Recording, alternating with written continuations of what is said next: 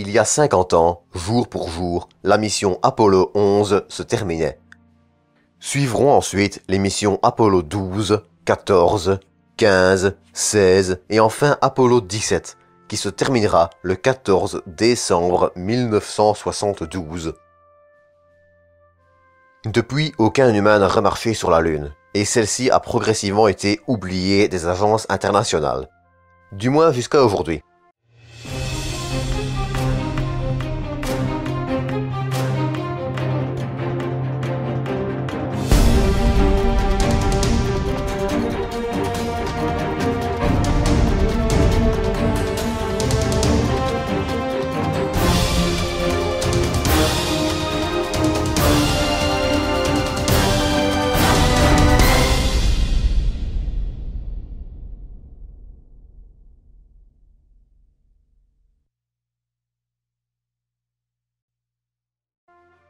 Depuis l'arrêt du programme Constellation en 2010, après le vol unique de la fusée Ares-1X, il faut reconnaître que les ambitions lunaires de la NASA semblent avoir été effacées par les projets d'exploration robotisée de Mars et les missions en orbite basse vers l'ISS. Pourtant, depuis quelques années, il faut avouer que le paysage spatial a bien changé. Entre l'entrée en scène de la Chine avec le programme Tianghe, l'Inde avec Chandrayaan, plus l'arrivée d'acteurs privés comme Blue Origin avec Blue Moon et les multiples acteurs privés qui veulent eux aussi envoyer leurs atterrisseurs robotisés sur la Lune, ou encore probablement l'entreprise la plus connue du grand public, SpaceX, qui avec le couple Starship Super Heavy prétend envoyer des hommes sur la Lune en 2023 et un Starship robotisé sur la Lune en 2022, et enfin pour terminer le programme Artemis de la NASA, il faut avouer que les projets visant à envoyer des hommes sur la Lune à moyen terme fleurissent et il est difficile de se dire qu'aucun n'aboutira, même s'il est possible qu'aucun de ces projets ne voit le jour. Mais il faut bien reconnaître une chose, la probabilité de voir des humains marcher sur la Lune avant la fin de la décennie 2020 est plus qu'élevée. Des programmes les plus intéressants à suivre restent sûrement le programme lunaire chinois Tianghe, qui vise à envoyer des humains sur la Lune entre 2025 et 2030, et Artemis, programme avec lequel Donald Trump promet la Lune avant 2024. Artemis qui, d'ailleurs, vient de s'offrir un logo. D'ailleurs, ce logo mérite peut-être 2-3 explications pour sa symbolique. Déjà, on remarque que la Terre est un croissant et la flèche, représentant également le A d'Artemis, monte vers la Lune. La Terre en croissant, représentant l'arc avec lequel Artemis, souvent représenté et sœur d'Apollon, tire une flèche vers la Lune.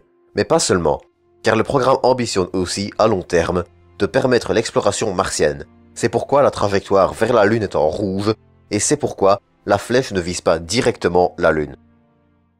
Pour reparler d'Artemis de façon plus technique, la NASA semble vouloir s'appuyer grandement sur le secteur privé pour le développement de sa nouvelle infrastructure lunaire, que ce soit pour la LOPG, LOPG signifiant Lunar Orbital Platform Gateway, anciennement Deep Space Gateway, ou pour le module lunaire.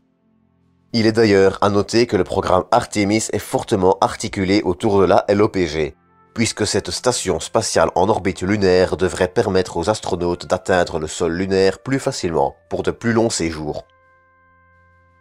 Pour ce qui est du voyage, la NASA compte utiliser le vaisseau Orion, seul survivant du programme Constellation, dont la version, qui devrait voler en 2023 avec le lanceur lourd SLS, vient d'être complétée avant une entrée en service pour les vols habités en 2024. Parallèlement, il y a également Blue Moon, de Blue Origin, projet d'atterrisseur lunaire qui pourrait lui aussi s'avérer utile au programme Artemis. Seulement voilà, aussi bien pour Artemis que Blue Origin, beaucoup de points sont encore flous. Et les informations sur les différents programmes, chinois, indiens ou américains, restent également relativement minces et susceptibles de changer. Bien que la LOPG ait déjà un aspect global relativement fixe, que le SLS soit déjà avancé dans son développement et qu'Orion soit déjà quasiment terminé, beaucoup d'autres aspects du programme peuvent encore changer. Une chose est sûre, c'est que la montée des frictions entre Chine et Amérique pourrait facilement mener à une nouvelle course à l'armement et à l'espace, qui, il faut l'avouer, pourrait donner et donne déjà un bon coup de fouet à l'exploration lunaire. Et d'un autre côté, il y a SpaceX, qui, avec son futur lanceur BFR, réunissant le couple Starship, le vaisseau spatial, et Super Heavy, le premier étage, pourrait également nous surprendre. Certes, SpaceX a subi quelques déboires avec son prototype Starhopper, comme un incendie provoqué par le moteur Raptor au tout début d'un essai qui devait voir son premier vol de quelques mètres. Cependant, cet incendie ne semble pas avoir fait de dégâts notables. Et, il faut l'avouer, son développement suit son chemin correctement. Et même si l'année 2023 annoncée par Elon Musk est peu probable, il reste néanmoins intéressant de suivre son développement. En résumé, que ce soit chez les nombreux acteurs privés ou les agences spatiales gouvernementales, il reste certes de nombreux défis à relever, mais il faut avouer une chose, c'est que pour les 50 ans d'Apollo, jamais nous n'avons été si près de toucher à nouveau la Lune. C'est tout pour ce dernier épisode célébrant les 50 ans d'Apollo 11. J'espère qu'il vous aura plu. Quant à moi, je vous dis à bientôt.